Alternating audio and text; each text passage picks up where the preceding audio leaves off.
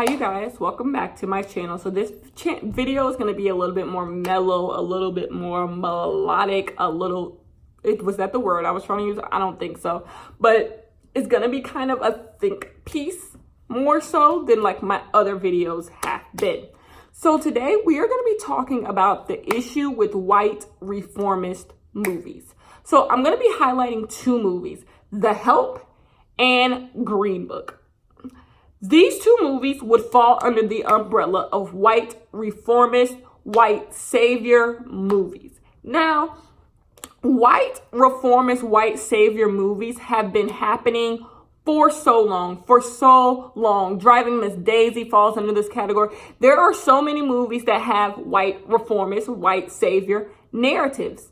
But the issue with the newer white savior movies is they are being put in the category as if they're not. We have become a society that is very informed. We now understand the issue with white savior narratives.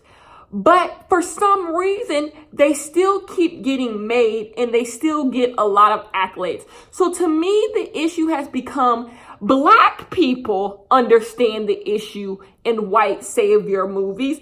It's white people who don't really understand what is wrong here. So I want to break it down so maybe white people can understand more, but maybe I'm playing y'all for stupid because I think y'all might be fully aware of the issue with these movies, but you just refuse to care. You just are too prideful to just be like, I'm not going to do this anymore. Or like I said, you just don't care. You just don't care. Now, one of these movies I enjoy, the other one I do not. I can personally say, and maybe I should get lashed for this, I enjoy The Help. I think The Help is an enjoyable movie. It is an enjoyable movie. I can't say anything against that. If you watch the movie from point A to point B and you rate it on just how you rate any other movie, The Help checks all the boxes. It is a well-made movie. Not well made. It is a good movie. Simply put, The Help is a good movie on the surface. Just looking at the movie, it is a good movie. Now, Greenbook is very flamboyant with its white saviorness. It doesn't hold any cards to its chest. It is very clear we are a white savior movie, and that's what it is. Period. And Greenbook does, it's the fact that it's very flamboyant in its white saviorness, why it is a bigger issue than The Help. But The Help, what makes The Help so bad is everything underlying it. Everything that goes into something like The Help is what the issue is with The Help. Greenbook, everything that is an issue with Greenbook is based, you see it. You see the issues when you watch Greenbook. The Help, the issues are underlying. There's underlying issues that make the final product problematic and just not good. Not good. And that's why I'm hesitant to say that The Help is a good movie, because when you take into consideration everything that is this movie, it shouldn't sit well with anyone. It shouldn't sit well with anyone. Now, the biggest issue with both of these movies is that it shows for the 100th millionth time what a lot of Black people have always thought, and it is that white people cannot sympathize or empathize with Black people. They can't do it. White people cannot understand the plight of what Black people go through just on a general scale. On a general scale, they cannot understand. And we see this all the time that would prove it, that would make you think that is the case. These movies prove it. And these are the cases. The fact that white people are comfortable watching slave movies. Black people, it's very hard to watch slave movies. period, because we know these are our ancestors.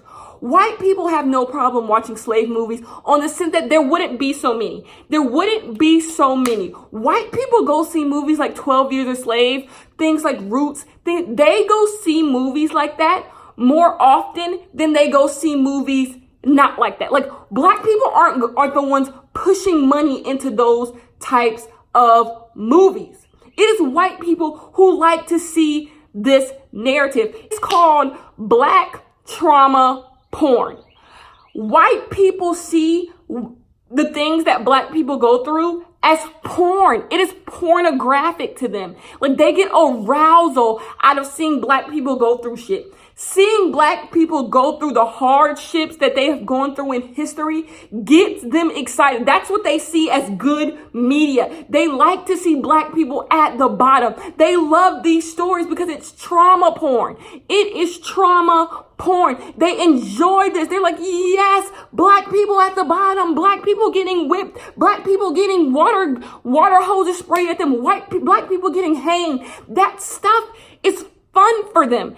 I have no problem with every now and then a slave narrative coming out, but it's the fact that this is the only thing for a long time that was being produced about black people. It shows that someone must be enjoying this shit, and it's not black people.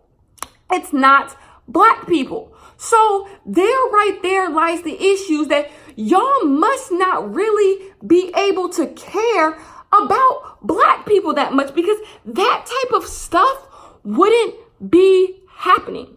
Another thing that shows you that white people don't seem like they can empathize with black people is because they cannot understand black history unless it is put in proximity with them.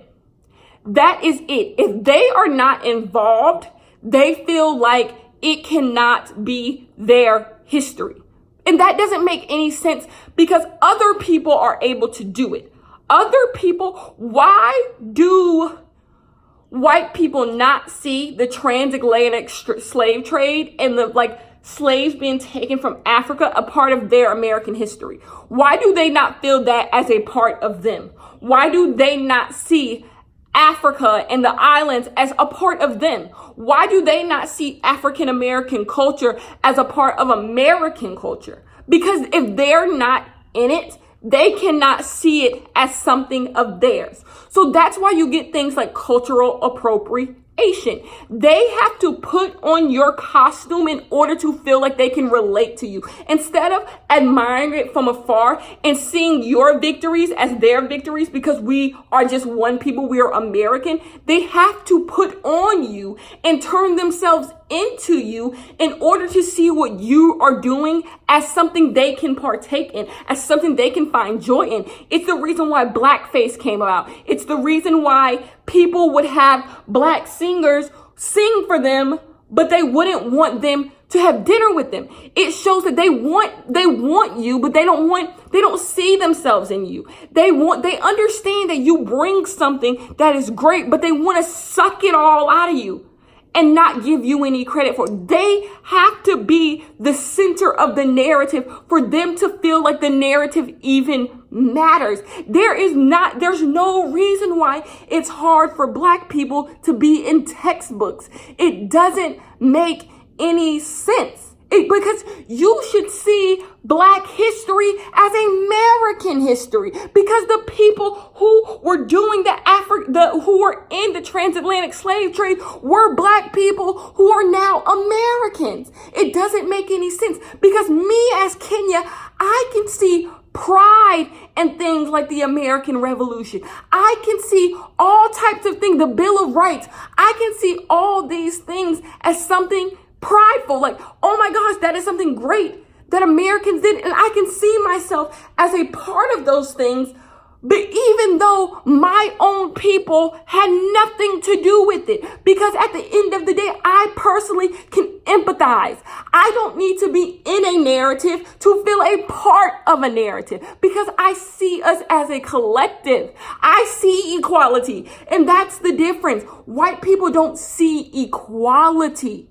They don't see equality unless they are a part of it. They don't want to hear a narrative unless the narrative directly is about them. About the only way your story has validity is if they are in it. And that brings us to The Help. The Help is a movie about a white woman who helps the help get their story out to show their plight. But the thing is, the scales aren't the same. The scales are not the same. This white woman only loses friends if this all goes to hell. The black women could lose their life, but for some reason, the narrative is depicted as if this white woman is helping the help. The help has no voice. The only person who has a voice is this white woman, and if she gets to decide if the black people get to have any say. If they get to say anything, that is white savior narrative, white reformers, and not to mention The Help is a fake story. It is something that is fictional, and that's what makes the movie the most dangerous. If this was a real story and maybe the author of the book changed some things to make it more theatrical, that would make it fair. Like, this really happened. She can't change what really happened. But the fact that this white woman created this story on her own shows how she thinks about white people. The Help is not this whimsical thing. These domestic workers my great grandmother was a domestic worker all the time, and white people, the people she worked for, treated her horribly. She still has stories about how these people used to treat her. This is not some cute thing that some people get to be a part of and other people don't. It's not something that can be tongue-in-cheek. And The Help is this movie that is well lit. It's so beautiful. The movie is beautiful, and it's depicted as something that's no stakes. Everything about this movie has no stakes, and it's fraudulent. It's a movie made to make white people feel better. I'm the good racist. I'm the good one. I am the one who would have helped out these domestic workers, when that is not the case. And that's what makes The Help so dangerous. This didn't happen. It is a fake story. So when you have fake narratives being made that there were good white people, it allows for there to be a story about good racists. It allows for every white person to think they were the good ones. And when you make the racist women in the story, who are supposed to be the women you don't pull, when you over exaggerate them and make their racism seem cartoonish, it makes racism hard to believe. And that's why it's so dangerous. When the racists in your story seem cartoonish, it makes people think, well, guess racism didn't exist because they're cartoonish. That couldn't have been real. But then when you make this white savior woman so victorious, it makes all white people think they were the white savior and that they helped poor domestic workers were real. The Help was real, but the story being told is fake. The woman who wrote the book said that she wrote this book because she wanted to give a story to the black woman who worked in her family for 50 years, and she didn't know anything about her. So she wanted to create a story about her, and that's what she did with The Help. Do y'all not see the issue with that? You knew this woman for 50 years. For 50 years, and not once did you think to ask her what her story was. Instead of asking her or anyone in your family, knowing this woman personally, the woman who wrote the book, The Help, said out of her mouth the first time she saw the woman who worked for her, the black woman, the domestic worker who worked for her, the first time she saw her in real clothes, like not in her clothes that she had to wear in the house, was at her funeral. The first time she saw this woman in real clothes was at her funeral. So what makes you think the first time you saw this woman in street clothing, you were at her funeral? What gave you the audacity to think you should write a story about her plight? You didn't know this woman. You exploited this woman. But somehow the oppressor gets to tell the oppressed story, and then you make the story centered around white saviorness. That is the issue with this movie. It is a movie that allows for white people to leave the theater and say, well, jolly, I am a good person. I would have helped those women. But everything is over dramatized. It doesn't show the plight of what The Help we're really dealing with. Every single day when domestic workers went into a white person's house, they could have lost their lives. Lost their lives.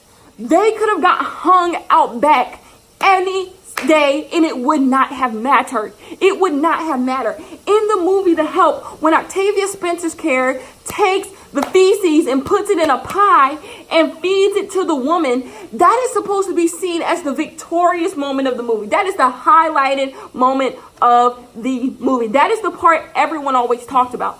And that's the issue with the movie right there. Do you know what would happen to a black woman in 1950s America if she fed a white woman feces? She would have gotten strung up by the nearest tree. But for some reason, this is something that's played as tongue-in-cheek. And once again, it allows white people to feel like they were not that bad. Oh my God, we weren't that bad. We could have done worse. The thing is, you did do worse. And that is what is the issue with reformist narratives by white people. It allows for them to feel like they weren't that bad. There were good ones. But guess what? The good racists and the bad racists are both racist. Just one was more extreme. They all have to go. They all have to go. The Emma Stone character in the Help was no better than the people she allowed to talk shit about the people around her. This woman was complacent for a long time. And once again, like I said, there was no relationship there. And this goes back to the woman who wrote the book. You and that domestic worker who worked in your family for 50 years, y'all had no relationship. What makes a relationship is two people coming together. Two people coming together, both of you doing things for one another. If you're not, what did you do for that woman you knew for 50 years? Besides pay her what she didn't, you didn't pay her what she deserved, but you paid her wage. What did you do for her besides that? Nothing. Therefore, there is not a relationship there. She did not see you as a friend. And this goes back to Greenbook. The guy who is the main character in the movie thinks he has created a relationship with Don Shirley when in fact a relationship is mutual. You are the only person who has gained something here. I am still oppressed. I still go back to my normal life. So when you have these narratives that perpetuate these ideas that these white people had real relationships with these people, with these oppressed black people, they're not true. They're just not true. One person gained all of this and the other person gained nothing. Nothing. They leave the narrative with nothing. Everything Don Shirley had, he had before this white man came into his life. He didn't do anything. But in these narratives, they like to frame it as if white people have done something to help these black people. That they have done something to make these black people's lives better than they were before. And it also makes it seem like the black people wouldn't be better unless they were in proximity with the whiteness. And that's just not true. The whiteness is the reason why I am this low. You caused this oppression. So you don't get to also be the person who unravels it at the same time. You don't get to oppress me and be the person who lifts me from my oppression at the exact same time. You don't get to be the hero in a narrative where you are the oppressor. It's not realistic. And so these stories are dangerous.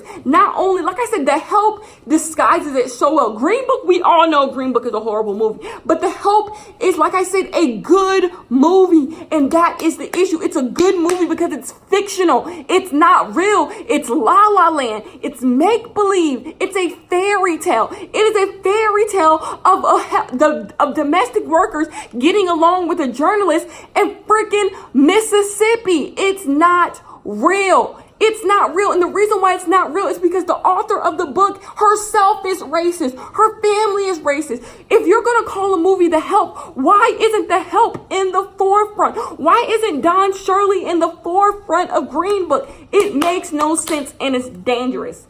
Anyways, love you guys so much. I will see you in my next